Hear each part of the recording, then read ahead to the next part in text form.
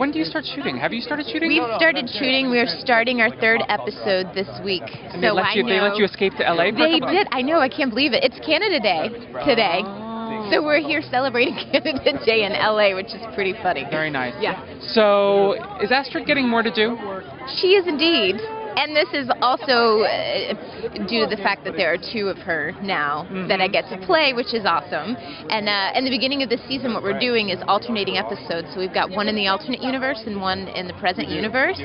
So if you were to skip every other episode, you would only be seeing the story happening in one universe. And, you know. So is that all season? Are they going to do that? Well, they're going to do it for the first half of the season. But essentially, I think what's happening is they've got these 2 different stories that are kind of running parallel lines, and then they're going to converge into one big story, and everybody's world is going to be turned upside down. I know, it's super exciting. I can't wait to see how they make this work. So you go from one episode, one Astrid, to the other episode, the other Astrid. That's exactly right, which is kind of great because, you know, you have a whole episode to just be one character instead of one day this way, one day another day, which I'm sure must have been really tough for Anna Torv when she's playing Olivia and fighting herself. Like, that kind of blew my mind when I saw it on camera. I knew that it happened, but I still couldn't believe it. It was so good. Now, what's the biggest difference between Alterna Astrid and real Astrid?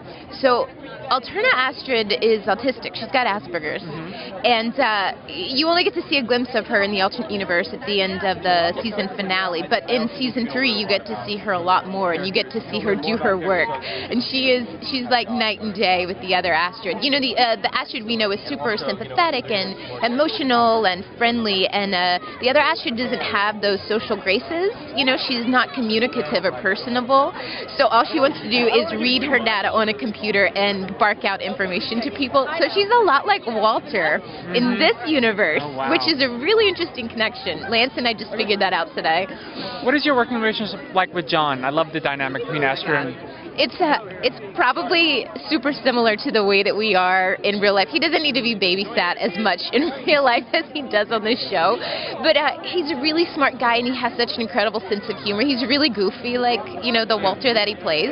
So we get along great together. You know, we have really great conversations. I go over to his house and I watch the shows with him, and his wife cooks us dinner. I have a great relationship with him. I'm so glad that I get to have almost all my scenes with him.